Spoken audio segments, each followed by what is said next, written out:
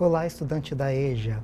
Eu sou o professor Marcos Oliveira, sou professor da área de Ciências da Natureza e Suas Tecnologias, e hoje vamos ter uma aula do componente curricular Química, com objeto de conhecimento, propriedades físico-química da matéria e fenômenos físicos e químicos. Acredito que muitos de nós nos questionamos do nosso dia a dia sobre como esses objetos de conhecimento da química estão inseridos no cotidiano. Na aula de hoje vamos perceber que esses objetos de conhecimento fazem parte do nosso dia a dia e vamos iniciar isso a partir de uma problematização. No nosso dia a dia, estamos em contato com diversos materiais: água, ferro, plástico, alimentos, produtos de limpeza, entre muitos outros. Já parou para pensar por que alguns objetos enferrujam com o tempo enquanto outros não? Ou por que certos materiais derretem quando aquecidos e outros permanecem sólidos? Além disso, por que o álcool evapora mais rápido que a água ou por que o açúcar desaparece quando misturado na água? Eu sei que muitos responderiam que porque são materiais diferentes. Mas o que é ser um material diferente? Quais são essas diferenças? É com base nesses questionamentos que nós vamos iniciar os nossos conceitos. Primeiro, vamos falar do conceito de matéria, vamos relembrar o conceito de matéria. Matéria é tudo que possui massa e ocupa lugar no espaço, ou seja, possui massa e volume. Ocupar lugar no espaço é um conceito bem abstrato, mas vamos exemplificar com uma situação cotidiana. Quando estamos preocupados com o nosso peso, que em física discutimos que peso e massa são conceitos diferentes. Subimos a balança, mas subimos a balança para medir nossa massa corporal. E ocupar lugar no espaço significa ter volume, ou seja, ocupar um volume definido. Sabemos que a matéria é constituída por átomos de diferentes elementos químicos. Logo, toda a matéria é constituída por átomos. Nós, seres vivos, nós seres humanos, por exemplo, somos constituídos por átomos de diversos elementos químicos, entre eles carbono, nitrogênio, oxigênio. Porém, nós vamos ter aulas sobre esses elementos químicos ainda. Não se preocupem que nós vamos explicar tudinho. Vamos trabalhar então os conceitos de propriedade da matéria? As propriedades da matéria é o que vão diferenciar esses materiais. Ou seja, materiais diferentes podem ter propriedades diferentes. Mesmo assim, vamos entender que mesmo as propriedades da matéria têm suas especificidades. As propriedades podem ser gerais ou específicas. As propriedades específicas são características exclusivas de determinada matéria. Essas características especificam e identificam com exclusividade algumas matérias, diferenciando-as das demais. Elas podem ser físicas, químicas e organolépticas. Já as propriedades gerais são características que se aplicam a qualquer matéria, independentemente da sua constituição. Então, se pensarmos de uma forma mais simples, as propriedades gerais são aquelas que se aplicam a toda a matéria como um todo.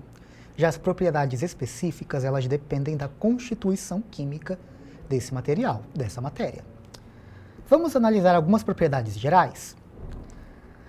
Trouxemos aqui algumas dessas propriedades para discutirmos: a massa, o volume, a inércia e a impenetrabilidade. Mais cedo falamos sobre a massa, sobre subir na balança e medir nossa massa corporal. É possível medir a massa de toda a matéria, de qualquer matéria. Então, se pensarmos, por exemplo, nesse controle e nessa caneta, os dois possuem massa. E é por isso que a massa é uma propriedade geral, porque se aplica a qualquer material, a qualquer porção de matéria. Já o volume consiste no espaço da qual aquele material ocupa, no espaço que aquela matéria ocupa no espaço. A inércia é uma propriedade geral que consiste na capacidade de um corpo que está em movimento permanecer em movimento ou estar em repouso permanecer em repouso, a não ser que uma força externa atue sobre ele. Isso parece coisa de outro mundo. Porém, vamos entender isso como exemplo do dia a dia.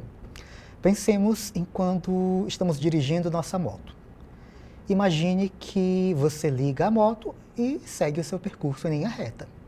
A moto permanecerá se movimentando, a não ser que uma força atue sobre ela, ou seja, que você acione os freios dela. Em contrapartida, se você estaciona sua moto, ela não vai espontaneamente entrar em movimento. É necessário que se dê partida para que ela inicie seu movimento. Ou seja, ela vai permanecer em repouso até que uma força externa atue sobre ela para que ela inicie seu movimento. A impenetrabilidade, ela consiste numa propriedade da qual dois corpos não ocupam o mesmo espaço. Isso significa dizer que é impossível esta caneta e este controle ocuparem o mesmo espaço ao mesmo tempo. Mesmo que eles fiquem próximos um ao outro, eles nunca vão estar no mesmo lugar ao mesmo tempo. Vamos falar então sobre as propriedades físicas, que são propriedades específicas. Lembrando que propriedades específicas podem ser físicas, químicas e organolépticas.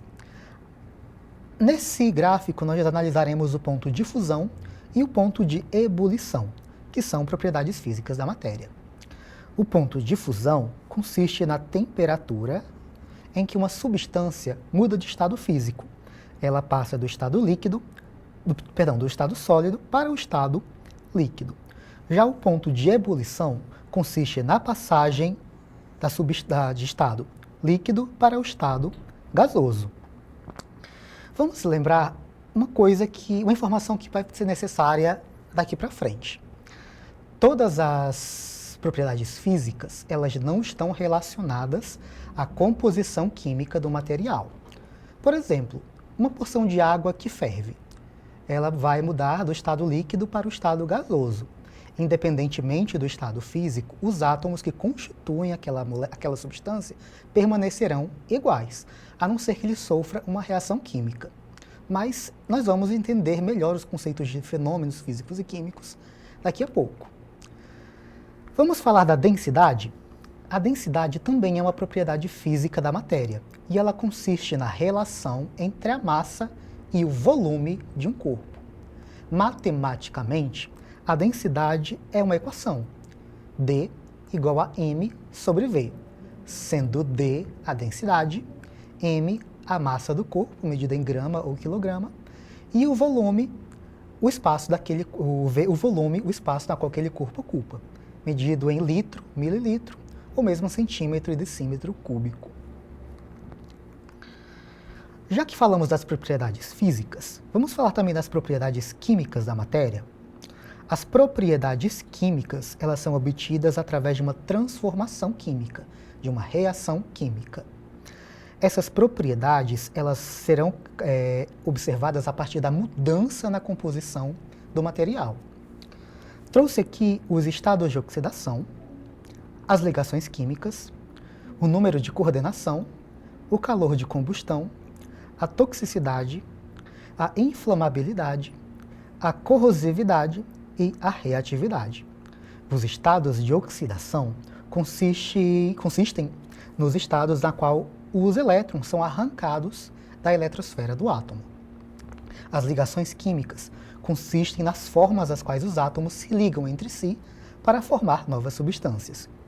O número de coordenação indica a quantidade de íons, de moléculas que estão ligadas a um átomo central. Já o calor de combustão se refere à quantidade de calor liberada ou absorvida por uma substância quando ela entra em combustão, quando ela pega fogo. A toxicidade está relacionada à interação dessas substâncias com organismos vivos, com seres biológicos. A inflamabilidade relaciona-se com a capacidade que um corpo tem de entrar em combustão, de pegar fogo. A corrosividade está relacionada à capacidade que uma substância tem de deteriorar a estrutura de outra.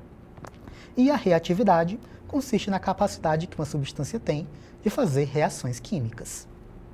Então, são muitas propriedades químicas. Na verdade, as propriedades químicas são infinitamente maiores. Existem muito mais propriedades químicas a serem estudadas. Fizemos um recorte aqui para entendermos o quão valioso é entender sobre as propriedades químicas da matéria, já que a partir dela podemos determinar características que podem inclusive atuar na nossa segurança, como a toxicidade. Vamos falar das propriedades também organolépticas. As propriedades organolépticas são aquelas propriedades que são percebidas através dos nossos sentidos, da visão, do olfato, do tato, do paladar ou da audição, ou seja, dos odores que as substâncias liberam, da coloração das substâncias, do aspecto tátil daquela substância, do sabor daquela substância, dos sons que aquelas substâncias emitem. Porém, cabe aqui sempre salientar, nunca deve se levar nenhuma substância desconhecida, nem à boca, nem aos olhos, nem à mão. Isso porque muitas delas podem ser tóxicas, podem ser corrosivas, e isso poderá colocar nossa saúde e nossa segurança em risco. Em termos de fenômenos físicos, lembra que trabalhamos agora há pouco o conceito de de propriedades físicas? Vamos entender então o que é um fenômeno físico. Fenômenos físicos modificam a matéria sem alterar a composição química. A evaporação da água, o rompimento de materiais, dentre outros. Se analisarmos esses 3 sistemas do slide, temos um no estado sólido, um no estado líquido e um no estado gasoso. Se observarmos, todas as partículas que constituem os 3 são iguais, são esferas azuladas. Porém, em cada um deles, a organização dessas partículas está diferente. Perceba que no estado sólido, as partículas estão mais unidas. No estado líquido, elas se movimentam um pouco mais livremente. E no estado gasoso, o movimento das partículas é completamente desordenado. Após uma mudança de estado físico, a composição do material não se modifica, apenas o seu aspecto físico. Quanto aos fenômenos químicos, eles modificam a estrutura da matéria, modificam a composição química dos materiais, como o cozimento de alimentos, a queima de combustíveis, dentre outros. Se observarmos a nossa ilustração do slide, podemos perceber que aqui há uma seta e aqui também. Quando escrevemos uma equação química, ou seja, quando representamos um fenômeno químico, essa seta indica o caminho da reação, indica que há formação de alguma substância. Tudo o que está antes da seta é reagente, ou seja, é o que vai reagir, e o que está depois da seta é produto, ou seja, é aquilo que é formado pela reação química. Vamos observar que, do lado dos reagentes e produtos, até temos átomos iguais, porém a organização química deles não é a mesma. No lado dos reagentes, nós temos o gás hidrogênio, aquele formado por HH. Temos 2 moléculas desse gás do lado dos reagentes. Também temos a molécula do gás oxigênio, O. Essas 3 moléculas elas vão reagir entre si e formar 2 moléculas de água, H2O.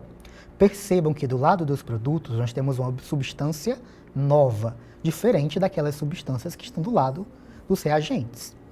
Porém, nenhuma reação química acontece com destruição ou criação de átomos. Apenas há uma reorganização na estrutura desses átomos. Eles vão trocar de companheiros, de parceiros, durante a reação química. Então vamos resolver uma atividade para fixar um pouco os nossos conceitos. Vamos analisar a questão. Durante o preparo de um alimento, uma pessoa coloca óleo e água em um mesmo recipiente e percebe que o óleo permanece na parte de cima, sem se misturar com a água. Sabendo que a densidade é calculada pela fórmula D igual a m sobre V, densidade é igual a massa dividido por volume, considere uma porção de 200 gramas de óleo que ocupa um volume de 250 ml. Qual é aproximadamente a densidade desse óleo?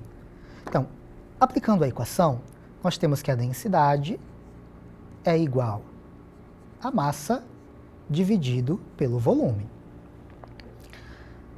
Conservamos a letra D, pois é a incógnita que estamos tentando encontrar. E se analisarmos no nosso problema, a massa do óleo é de 200 gramas. Então, substituo o M por 200. O volume do óleo foi de 250 ml. Então, substituo o V por 250. Possível cancelar esses 2 zeros. Então, nós temos aqui que D é igual a 20 dividido para 25.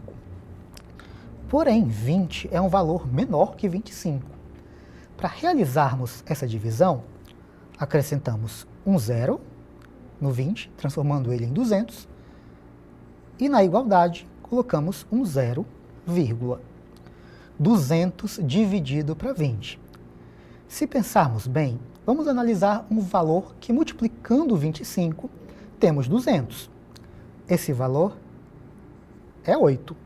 Então, a densidade desse óleo é de aproximadamente 0,8 grama por ml. Ou seja, a resposta letra C. Essas foram as referências utilizadas para a elaboração da nossa aula. Desejo a todos ótimos estudos e até o nosso próximo encontro.